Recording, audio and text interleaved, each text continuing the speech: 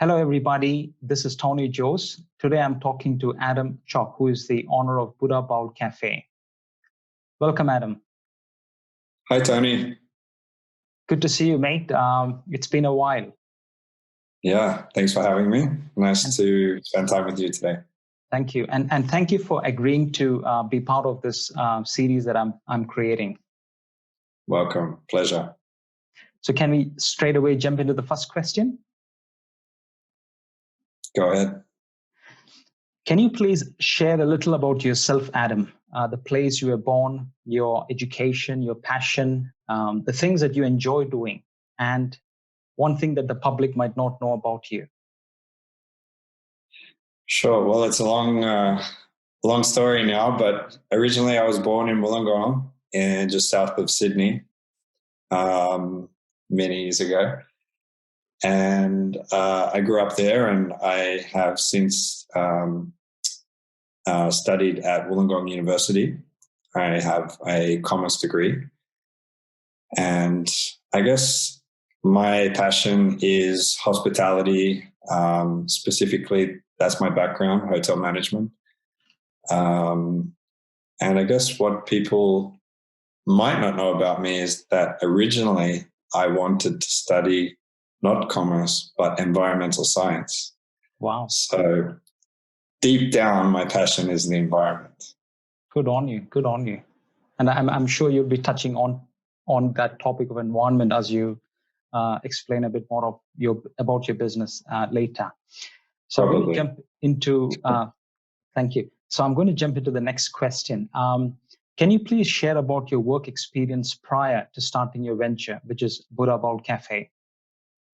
Yeah, as I said before, I very early on in my career, I fell into a hotel path, which pretty quickly moved into management. I managed several hotels in Sydney and also overseas. So I guess that's my strength, is hospitality and dealing with that environment. But also in other countries, I worked in business, particularly the Middle East, also connected to the hotel industry. So I have a strength in hospitality and management, I guess you would say, and business. Good on you. I can back you on that, your hospitality, because I've been to your cafe a few times, and you're generous with your time and your offerings and the freebies you throw in between. Thank you, Adam. Welcome. Moving on to the third question, Adam. Can you please tell me, when did you start Buddha Bowl Cafe, and what was the inspiration behind this entrepreneurial venture? I started in 2017. It's just coming up to 3 years now. Feels like 30 years, but it's technically 3 years. What inspired me, I was coming to the end of a period in my life in the Middle East, actually. I'd been there for 6 or 7 years, and one of the projects I was working on had come to an end, and I felt like it was a logical time to return back to Australia. But it was also a bit of a crossroads in my life where I wanted to stop, I guess, working for other people and start, listening to my inner voice, which said, you got to do your own thing. And in that, I asked myself, what is it that I wanted to do? And, in business, they always say you have to follow your passion, and that's where you're going to have the most success. So my passion at that time, and still is, healthy eating, specifically vegan, vegetarian food choices. And so I started Buddha Bowl Cafe, which is specifically a vegan/vegetarian healthy cafe. Good on you, Adam. Thank you. Thank you for sharing your story. And Adam, moving on to the fourth question, how is Buddha Bowl Cafe different? What do you bring that is different to the market? Well, other than being vegan and vegetarian, which is no longer that different. It's becoming more normal. In fact, when I started, it was a little less common than it is today. And that's a good thing. But my point of difference, even within the vegan community, is a real focus on health via real ingredients. So, I mean, that's the main point of difference, is that every item that is sold in the cafe is preservative-free, refined sugar-free, no bad oils, sustainably sourced where possible, organic where possible, trying to tick as many of those boxes as possible, and basically presenting another option, a healthier option, a better option, not only for people's health, as I said, but also for the environment and the community around. So, yeah, we spend a lot of time sourcing products, not just food products, but packaging and, items that we might use within the cafe that are a better choice for the environment, as opposed to the regular kind of takeaway plastics that were, I guess, common in the food industry up until now. And in terms of the community, another focus point, we link up with sort of common interest groups, I guess. Could be the local asylum seeker centre or the local homelessness centre, and we work on initiatives together to raise awareness and help for those people that they support. Good on you, Adam. Good on you. And I saw that as you were speaking, you reflected on the positive impact that you wanted to have on the environment as well through your business. And I think in a way you are trying to, justify or fulfill that initial desire that you had to pursue environmental studies. So yeah, absolutely. And it was, it sort of wasn't a choice that I had to make. It's just something that, as I said, I was passionate about. So it was kind of an easy step to make. It wasn't something that I had to think about or struggle over. I always make choices in general that are better for I ask the question, is that the right thing to do for the environment or for the community or for people's health? And if the answer is yes, then more often than not, I'll go down that path. Good on you, Adam. Thank you. Thank you. And Adam, moving on to the next question. Could you please share about the highs in your business and for you personally? So I'm looking at two things. One is your personal, satisfaction in running the business, and also the success of your business. So two components there. And before the coronavirus pandemic hit the world, so let's keep that aside, the state of the business, when the coronavirus pandemic hit. Before that, sure. How was it? How was it going for you? Yeah, well, there's not too many positives now, so it's pretty easy to prior to the pandemic. But there's actually many highs. I could list off many highs in the 3 years that I've been running the business. The first one was the day we opened the door. The lead up and the pressure and the planning, and to finally open the door of your own business that you put so much work and effort into was extremely rewarding. Then comes the instant gratification or the instant reward, I guess, of people's responses. Yeah. And that becomes, the best part of the job for me, or the best part of running this business, is the everyday feedback, positive feedback of people that come to your cafe, whether for the first time or, regulars who come every day. That to me is personally the best, the best thing about the business. In terms of highs for Buddha Bowl as a business, I think we've had a few. We've Yeah, on different fronts. I've seen staff come and go who have, learned a great deal during their time with me and at the cafe, and have gone on to the next step of maybe a higher position, or position overseas, or starting their own business. There's been a couple of those cases, which is really rewarding to me. I don't see it as a negative that somebody leaves. I sort of push them basically out of the nest and enjoy seeing them grow.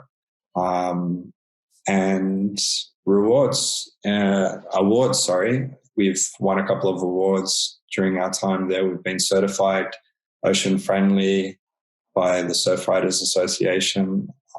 We were the first business in Sydney, in the city, to achieve that certification. I was really proud of that. That meant that we don't produce any single-use plastics that could contaminate the oceans.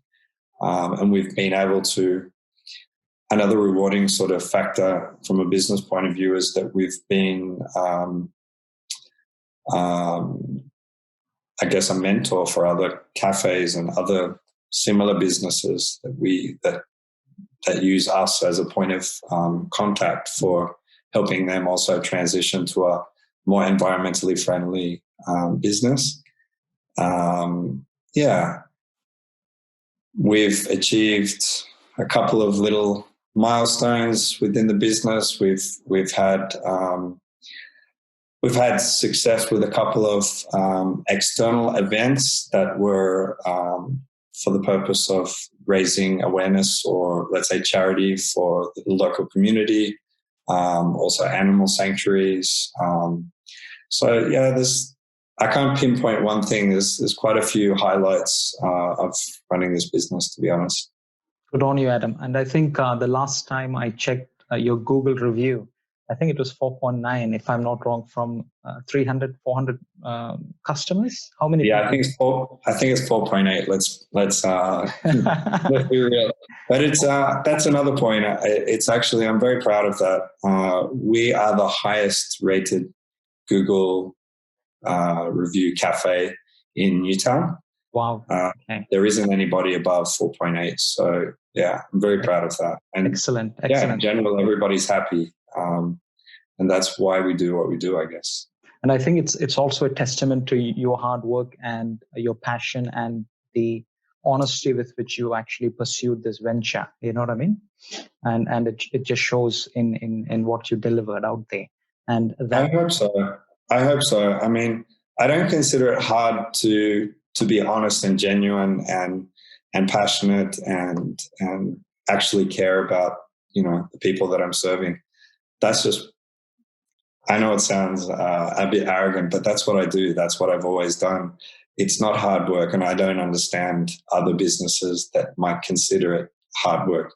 It's actually easier to be nice and friendly and genuine to people than it is to be difficult and create any kind of, tension. So I choose the first option. Good on you, Adam. Thank you for sharing that. And so we're going to the next question, and this is probably going to be an experience of a lot of businesses. But when the pandemic hit Australia, what were the steps you took to mitigate its effect on your business? Well, what a dramatic occasion in history, and specifically in business. Obviously, nobody expected this kind of event this year, and it was pretty shocking. I did what every other business probably tried to do in this case. I mean, firstly, as business started to slow down, we had to obviously start looking at controlling our costs, and prioritize what's important in terms of spending and in terms of, I guess the critical point was probably the next step, and that's planning. Okay, this is going to get worse, and how are we going to handle that? How are we going to manage that? within the food industry, everybody kind of quickly learned that we needed to switch to other. I mean, we had to effectively close down the tables and chairs, so people were not allowed to stay and eat there. So we had only the options of takeaway and delivery. That was a challenge, especially in the building that I was located in, because that is a office building as well, and all those offices cleared out within a week. So our base business effectively disappeared within a week. So we just, obviously toned right down our overheads. We started a new sort of simplified menu, which we posted on our social media, with the options of having that delivered to people's homes rather than coming in to enjoy. But yeah, it's really sort of an exercise in accounting to work out, what are your costs, where is your money going to come from, and matching them up so that you can continue, I guess. Yeah, there's no easy solution to it, and effectively a lot of food businesses really struggle in this time. Thank you, Adam, for sharing that. And Adam, moving on to the next question. So moving forward, what are your plans for your business? Well, we had great plans for the business this year, and obviously we took a hit with this virus drama. So the immediate plans is simply to recover sort of traction in the industry. We need to wait and see what the market is doing, whether it bounces back quickly or whether it takes some time. And we'll need to adapt to that in terms of what we offer. If it bounces back quickly, obviously all good. We can start to prepare those next steps. If it doesn't, if it's a slow rise, we'll have to probably adjust more in what we offer, how we offer. But yeah, prior to this, we were looking at expanding into things like catering and possibly other outlets than the one we have in Newtown. So I think it's early days now, and we need to look and see how the market recovers before we make any further plans. Yeah. Thank you, Adam. Thank you for your that answer. So Adam, moving on to the next question. So if you look back to the time from when you started Buddha Bowl in Newtown, what were the things you would have done differently, in hindsight? So you had this opportunity to start your venture, you had the cafe, you had all these positive reviews, but reflecting back, what would be the things you would have done differently, for whatever reason that may be? Honestly, I mean, especially being that it was my first cafe, I think all the things that I have done, I needed to do to learn. I don't think I'm not the kind of person to look back and regret what I did. And I'm actually proud of all the steps, including the mistakes that were made, because it helped me learn to move forward. So I actually wouldn't. I love what we did. I love that the first year is different to what we are now in the third year.